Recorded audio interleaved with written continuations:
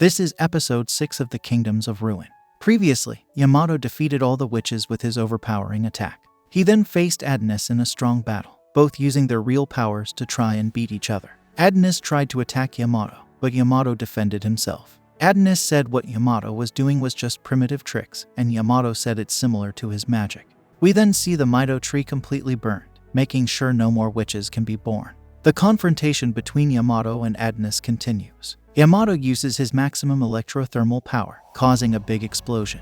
Adonis tries to attack again, but the electricity's overwhelming power stops him. Yamato uses his sword to hit Adonis in the chest, sending him flying.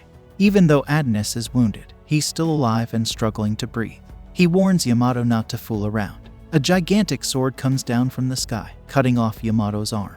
Adonis looks at him mockingly, saying they both share the same vengeance in their eyes. Yamato tries to strike Adonis with his sword. The story goes on with a sudden scream, and Doroko pleads for the fight to stop.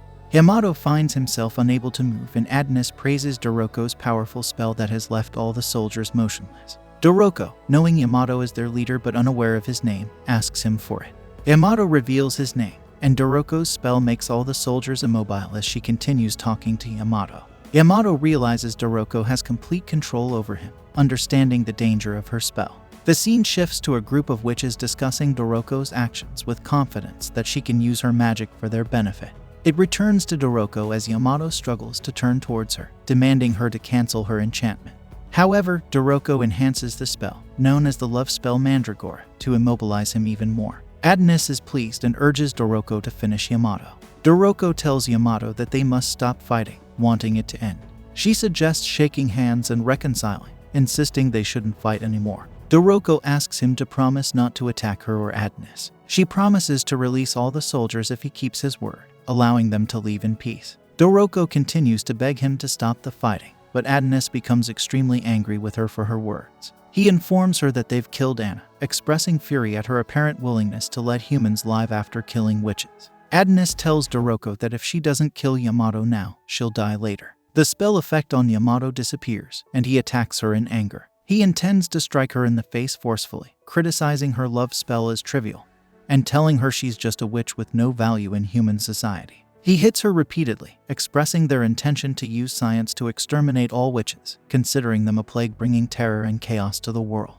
Yamato questions Doroko about what Adonis did to their nation, causing a massive catastrophe and killing countless innocents. He asserts that Adonis wouldn't be there if it weren't for the witches who supported him, emphasizing that all witches must die with no survivors, as they are considered garbage. Yamato stresses that if it weren't for magic, nothing would have happened to his sister Yuki. Doroko tells him that they, too, killed an uncountable number of people while hunting witches over the past 10 years, questioning why they did so when they don't need witches anymore since they have science. She pleads with Yamato to end the conflict, wanting him to order his men to withdraw. However, Yamato refuses, believing it's impossible for him to do so. Doroko activates her love spell again, immobilizing him once more. Yamato doesn't understand this strange feeling, recalling the beginning of his life as a young soldier in the mighty Redia Empire. He later became the esteemed director Yamato of the National Security Bureau, resolving never to be defeated by such an enchantment. He then remembers a time when he was a little boy running to a lady who hugged him with love. Returning to reality, he tells Doroko that he will obey her. Before he can finish his sentence, Adonis thrusts a sword through his head. Yamato, still greatly affected by the spell, tells Doroko that he loves her, and suddenly, Adonis cuts off Yamato's head from his body, avenging everyone who died. Doroko angrily asks how he could do this, and Adonis responds that they can use her magic to destroy all of humanity, with no need for pretense anymore. The scene shifts to the royal palace, where a soldier updates the king on the ongoing events with the witches on the moon. The king, not interested in empty words, learns that Director Yamato's attack is still in progress, with the remaining witches resisting vigorously. However, communication with their forces is weak, and they lack precise details. The soldier nervously shares his belief that victory is assured, and when asked about Adonis, he informs them that Adonis is likely still present. The king is delighted and passionately commands to burn down the witches and the entire moon with them. He expresses a desire for the witches and Adonis, seeking vengeance on humanity, to perish. He instructs the soldier to kill them all, laughing hysterically like a madman. Overjoyed, he embraces his wife, claiming victory over the cursed witches, and the attendees applaud. The soldier, observing the king's deteriorating mental state, believes he has lost his sanity. The ruler's wife reveals that he sometimes behaves like a baby, which is unsurprising given the burden he has carried for a long time. Suddenly, she activates a love spell, praising the king for hunting down the witches and taking full control of him. She commands him to jump and die. The blissful king, under the spell, complies without feeling anything. The soldier is taken aback, realizing the ruler's wife is a witch. She moves him forward, and he climbs to the top of the building to throw himself off. Despite the soldier's attempt to stop him, the king, in a state of bliss, insists not to hinder him. He praises himself, claiming importance and scientific accomplishments for the Redia Empire, making it the most powerful country in the world.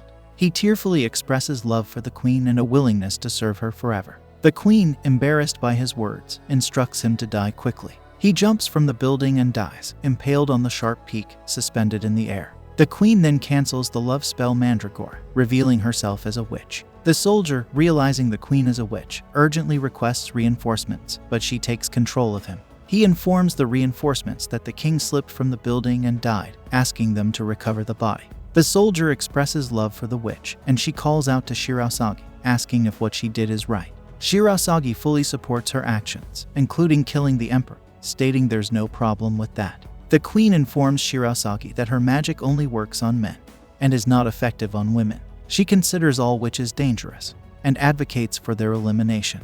The man agrees, believing it's what they deserve, and mentions the whole world will be hers, revealing the queen's name as Dorothea. However, she corrects him, stating she doesn't want this world. She turns to the other side, removes her mask, revealing long hair, and asks to be called by her first name, Dorothea. The witch flies into the air, takes his hand, and explains that she has abandoned the concepts of pretense and hypocrisy long ago. Back on the grim battlefield, where blood covers the ground like an endless sea, most witches are drowning. Adonis takes Doroko's hand and tells her about his plan to use magic to destroy humanity. He asks for her help, but she strongly refuses. Adonis then looks back towards the soldiers, running to them and instructing Doroko not to undo her spell. Instead, he uses summoning magic to create a binding spell that surrounds the soldiers. Adonis asks them to beg, similar to what he did when Chloe was killed. Doroko pleads with him not to go through with it, but he proceeds to kill the soldiers one by one in quick succession until they are all dead. Doroko expresses her reluctance to use magic on Adonis, but she warns him that if he doesn't stop fighting, she might have to use the spell on him.